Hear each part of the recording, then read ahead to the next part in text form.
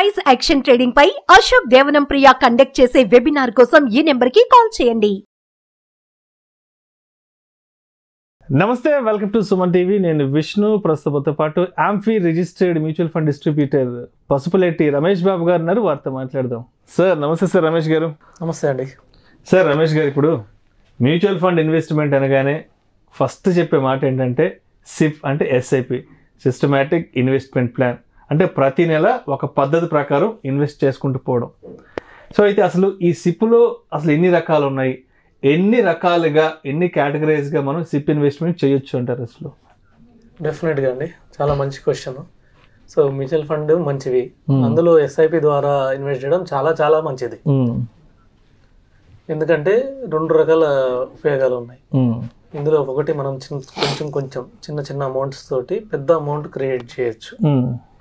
రెండవది ఏంటంటే మార్కెట్ ఒడిదుడుకులు.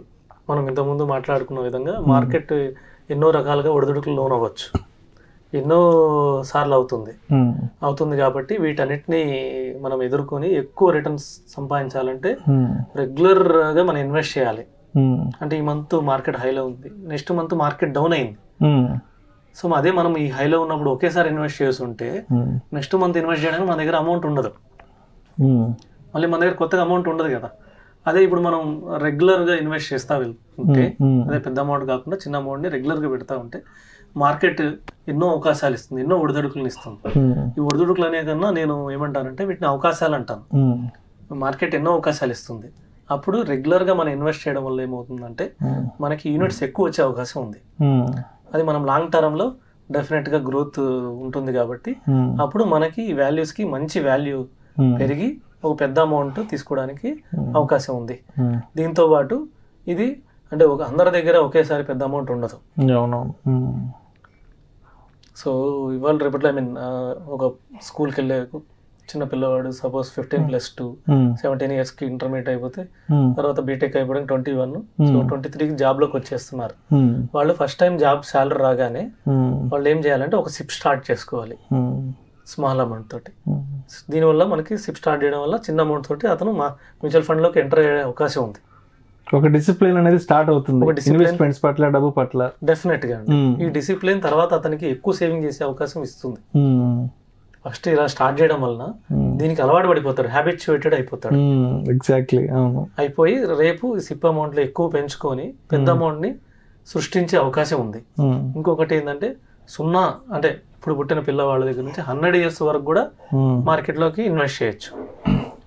వాళ్ళందరూ ఎస్ఐపి ద్వారా కూడా ఇన్వెస్ట్ చేయొచ్చు. రిటైర్ అయిన వాళ్ళు కూడా వాళ్ళ భాగంలో కొంచెం భాగం ఎస్ఐపిలో, వాళ్ళ సేవింగ్స్లో కొద్దిగా భాగం సిప్ ద్వారా ఇన్వెస్ట్ చేయొచ్చు. అలాగే చిన్నగా ఇప్పుడే పుట్టిన వాళ్ళకైతే సిప్ చేస్తే అది ఇంకా ఎక్కువ లాభాలు ఇచ్చే అవకాశం ఉంది. పేరెంట్స్ ఇనిషియేట్ తీసుకొని చిన్న పిల్లలకి.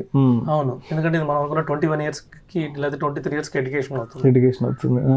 బాబు పాప పుట్టినప్పుడు ఇమీడియట్ గా ఒక సిప్ స్టార్ట్ చేసేస్తే వాళ్ళు 23 years అనేది చాలా మంచి టైం. అవునవును, చాలా మంచి ఇనిషియల్ ఏజ్ అసలు అది. అవును, ఇన్వెస్ట్మెంట్ స్టార్ట్ చేయడానికి. అవును, చాలా మంది తెలియక 1 సంవత్సరం 6 నెలల్లోనే తీసేస్తున్నారు పెట్టేసి. అలాంటిది 23 సంవత్సరాలు దానికి టైం ఇస్తే ఎంత రిటర్న్ ఇస్తుందో చూడండి. ఒక పెద్ద చెట్టు లాగా, పెద్ద వృక్షంలా తయారవుతుంది. అప్పుడు దాని మీద వచ్చే ఫ్రూట్స్ పిల్లలు ఆ ఫ్రూట్స్ ని జీవితాంతం అనుభవిస్తారు. సో ఇలాంటి వాటికి లాంగ్ టర్మ్ గోల్స్ కి 5 years అబోవ్ ఉన్న వాళ్ళు లాంగ్ టర్మ్ గోల్స్ కి ఒక ఈక్విటీ ఎస్ఐపి ద్వారా చేసుకోవచ్చు. షార్ట్ టర్మ్ గోల్స్ ఉన్న వాళ్ళు కూడా కొన్ని ఫండ్స్ లో ఎస్ఐపి ద్వారా, డెట్ ఫండ్స్ లో వీటిలో కూడా చేసుకోవడం వల్ల వాళ్ళు ఎక్కువ రిటర్న్ వచ్చే అవకాశం. మనం ఇందాక అనుకున్నట్టు మ్యూచువల్ ఫండే మంచిది, దాంట్లో సిప్ ద్వారా ఇన్వెస్ట్ చేయడం చాలా మంచిది. అందుకే మ్యూచువల్ ఫండ్స్ సహీ అంటారు. ఇంకొకటి ఏంటంటే చాలా మంది కస్టమర్లు నన్ను అడిగిన క్వశ్చన్ ఏంటంటే సిప్ స్టార్ట్ చేయడానికి మంచి రోజు ఏదని అడుగుతారు. మంచి టైం, మంచి రోజు, మార్కెట్ సీజన్, మంచి రోజు, ఇది మంచి టైం ఏమైనా పెట్టచ్చా అని అడుగుతారు. సిప్ ఎస్ఐపి అంటే ఒక పెద్ద అమౌంట్ పెట్టడానికి మంచి టైం కాదు, చూసుకోవచ్చేమో, కానీ ఎస్ఐపి స్టార్ట్ చేయడానికి ప్రతిరోజు మంచి రోజే. ఒక 500 ఒక 1000 రూపాయలు ఎంతో కొంత వాళ్ళ యొక్క ఆర్థిక స్థితిగతులను బట్టి వాళ్ళు సిప్ స్టార్ట్ చేయడానికి ప్రతిరోజు మంచి రోజు. ఎందుకంటే సిప్ అనేది నెక్స్ట్ మంత్ కూడా మనం కొంటున్నాం, ఆ నెక్స్ట్ మంత్ కూడా కొంటున్నాం, నెక్స్ట్ ఇయర్ కొంటున్నాం. సో మార్కెట్ అవకాశాలు ఇస్తూ ఉంటుంది, అప్పుడు యూనిట్స్ పెరుగుతూ ఉంటాయి. సో మనకి ఒక లాంగ్ రన్ లో ఎక్కువ యూనిట్స్ వచ్చి ఎక్కువ గ్రోత్ వస్తుంది, ఒక పెద్ద ఫండ్ వస్తుంది. అంతేకాకుండా మనకు తెలియకుండా కూడా చిన్న చిన్న అమౌంట్లు ఇన్వెస్ట్ చేయడం వల్ల మనకు తెలియకుండా కూడా మనము ఫ్యూచర్ కోసం ఇప్పుడు సేవ్ చేయగలుగుతున్నాం. సో అందుకని ఎస్ఐపి చాలా మంచిది. అసలు అంటే ఎస్ఐపిలో కూడా అసలు ఎన్ని రకాల ఎన్ని కేటగిరీస్ ఉన్నాయి అసలు? ఎస్ఐపిలో కూడా మనకి వీక్లీ ఎస్ఐపి అని, మంత్లీ ఎస్ఐపి అని, లేకపోతే డైలీ ఎస్ఐపి అని, లేదంటే ఫ్లెక్సిబుల్ ఎస్ఐపి అని, step up SIP, so multi SIP ఉంటాయి. సో ఇలా డిఫరెంట్ ఎస్ఐపిస్ ఉన్నాయి. అది కూడా మన అవసరాలను బట్టి, మన గోల్స్ ని బట్టి వీటిని కూడా మనం డిజైన్ చేశారు. వాటిని కూడా మనం తెలుసుకొని ఇన్వెస్ట్ చేస్తే ఇంకా ఎక్కువ రిటర్న్ వచ్చే అవకాశం ఉంది. రైట్. సో అయితే అంటే మ్యూచువల్ ఫండ్ ఇన్వెస్ట్మెంట్స్ కొత్తగా స్టార్ట్ చేసే వాళ్ళు, స్టార్ట్ చేద్దాం అనుకున్న వాళ్ళకు ఉన్న డౌట్ ఏంటంటే, ఇప్పుడు ఒక సంవత్సరం పాటు 2 సంవత్సరాల పాటు ఎస్ఐపి చేసుకుంటూ పోయాము, మాకు ఎమర్జెన్సీగా డబ్బులు అవసరం వచ్చినాయి, సో మా డబ్బులు మేము వెనక్కి తీసుకోవచ్చా అనే డౌట్ ప్రతి ఒక్కరికి వస్తుంది. కాబట్టి ఏంటి, ఒక 1-2 ఇయర్స్ ఇన్వెస్ట్ చేసుకుంటూ పోయిన తర్వాత ఆ డబ్బు ఏదైనా ఎమర్జెన్సీ కోసం అవసరమైతే వెనక్కి తీయడానికి అవకాశం ఉంటుందా ఎస్ఐపిలో? అవకాశం ఉంటే కంపల్సరీ డెఫినెట్లీ ఉందండి. అవకాశం అయితే 100% ఉంది. మనం ఈఎల్ఎస్ తప్పితే ఈక్విటీ లింక్డ్ సేవింగ్స్ అక్కడ లాకిన్ ఉంటుంది కాబట్టి కొన్ని ఫిక్స్డ్ మెచ్యూరిటీ ప్లాన్స్ కూడా ఉంటాయి, కొన్ని చిల్డ్రన్ ప్లాన్స్. ఆ లాకిన్ తప్పితే మిగతా ఫండ్స్ అన్ని open ended funds. Open ended funds అంటే మనం ఎప్పుడైనా ఎంటర్ అవ్వచ్చు, ఎప్పుడైనా ఎగ్జిట్ కూడా అవ్వచ్చు. కాకపోతే 1 year లోపల ఎగ్జిట్ అయితే 1% ఎగ్జిట్ లోడ్స్ ఉంటాయి నార్మల్ గా.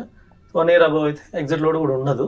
కానీ ఎస్ఐపి ద్వారా ఇన్వెస్ట్ చేసే వాళ్ళకి ప్రతి ఇన్స్టాల్మెంట్ కి 1 year ప్రతి ఇన్స్టాల్మెంట్ కి 1 year లాకిన్ ఉంటుంది.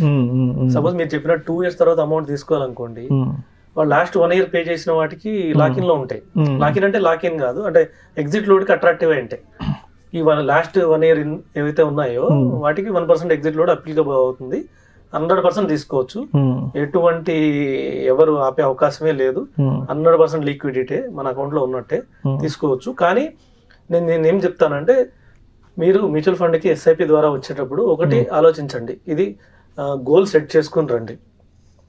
సపోజ్ ఒక కార్ కి ఒక 10 lakhs కావాలి, లేదంటే ఒక హౌస్ కి ఒక 50 lakhs కావాలి. ఆ గోల్ ప్రకారం ఇన్వెస్ట్ చేయండి. ఇన్వెస్ట్ చేస్తే మీరు ఆ మధ్యలో అమౌంట్ తీయకుండా ఉంటారు ఒకటి. ఇంకో రెండోది ఏంటంటే, మనం కార్ కి వేరే సిప్ పెట్టుకోవాలి, హౌస్ కి వేరే సిప్ పెట్టుకోవాలి. అట్లాగే మీరు అన్నట్టు ఎమర్జెన్సీ మనీకి దీనికి వేరే సిప్ పెట్టుకోవాలి. మనం ఇంత ముందు డిస్కస్ చేసుకున్నాక షార్ట్ టర్మ్ ఫండ్స్ ఉంటాయి. షార్ట్ టర్మ్ ఫండ్స్ లో కొద్దిగా రిస్క్ తక్కువ ఉంటుంది, రిటర్న్ తక్కువ ఉన్నాయి, కానీ 2 years లోపల మనం తీసుకోవచ్చు. దాని ద్వారా ఏమవుతుందంటే, మార్కెట్ ఆ టైంలో 2 years తర్వాత మనకు అత్యవసరం వచ్చినప్పుడు మార్కెట్ ఎన్ని ఒడిదుడుకులు లోనైనా గానీ మన అమౌంట్ కి ఎటువంటి ఇబ్బంది ఉండదు. వీటిలో కూడా గవర్నమెంట్ సెక్యూర్ ఫండ్స్ ఉన్నాయి కాబట్టి, సో మనం తక్కువ రిస్క్ తోటి మన అమౌంట్ ఒక డీసెంట్ రిటర్న్ తోటి మనం తీసుకోవచ్చు.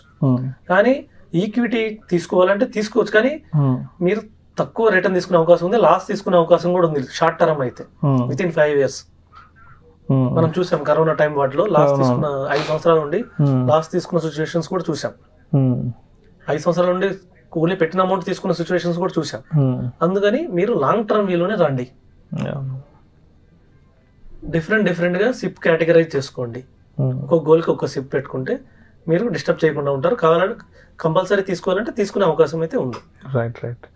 అండ్ ఇంకొక బేసిక్ క్వశ్చన్ ఏంటంటే, ఇప్పుడు నెలకి ఒక 1000 రూపాయల చొప్పున ఇన్వెస్ట్మెంట్ ఎస్ఐపి చేస్తూ పోతున్నాము.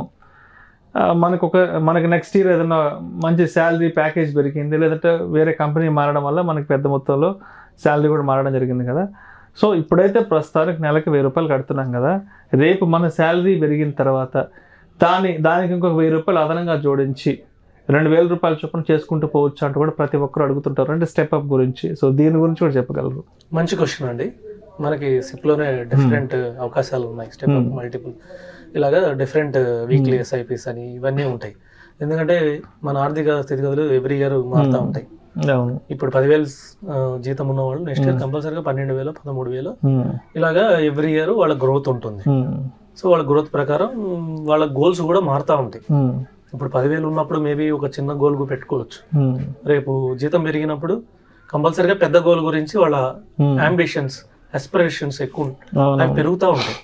సో వాటిని రీచ్ కావాలంటే మనము వీటి కంపల్సరీగా ఎస్ఐపి అమౌంట్ పెంచుకుంటా వెళ్ళాలి, పెంచుకుంటూ పోవచ్చు. సో దీనికి మనకి స్టెప్ అప్ అనేది చాలా మంచి అవకాశం. ఎందుకంటే మనం ముందే డిసైడ్ చేసుకోవచ్చు. సపోజ్ 1000 రూపాయలు సిప్ మంత్ ఉంటే నెక్స్ట్ ఇయర్ మనం 2000 చేసుకోవాలా, లేకపోతే 1500 చేసుకోవాలా, లేదా సపోజ్ మనం 10% సాలరీ హైక్ ఎక్స్పెక్ట్ చేస్తుంటే 1100 కట్ కావాలని కూడా మనం ఇన్స్ట్రక్షన్స్ ఇవ్వచ్చు. దీనివల్ల మనకి ఒక హ్యాబిచుయేటెడ్ సేవింగ్స్ అనేది ఉంటుంది. సో మనకి స్ట్రిక్ట్ డిసిప్లిన్ ఉంటుంది. సో మనకి నెక్స్ట్ మంత్ 1 year అయిపోతుంది, నెక్స్ట్ మంత్ మనకి 2000 సిప్ పెరిగిపోతుంది కాబట్టి వాళ్ళు సేవింగ్ పెంచుకునే అవకాశం ఉంది. ఖర్చులు తగ్గించుకుంటూ ఫోర్స్ఫుల్ గా పెంచుకోవాలి, ఎందుకంటే 2000 సిప్ కట్ అయిపోతుంది. సో ఇప్పుడు శాలరీ పెరుగుతుంది కాబట్టి శాలరీలో ఏ పార్ట్ దేనికి అనేది మనం ముందే డిసైడ్ చేసుకుని వాళ్ళు అట్లా ఇన్వెస్ట్ చేసుకోవడం వల్ల ఏమవుతుందంటే ఇది ఒక మ్యాజిక్.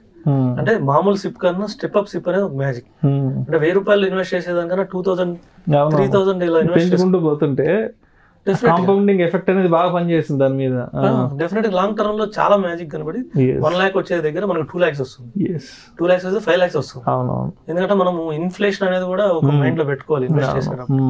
ఇప్పుడు మనం అనుకున్నాం సపోజ్ మనకు 5 lakhs సరిపోతుందని, 10 years తర్వాత సరిపోతుందని సరిపోదు, అది 20 lakhs అవ్వచ్చు. ఇప్పుడు 5 lakhs ఉన్న కారు 20 lakhs అవ్వచ్చు ఒక 10 years తర్వాత.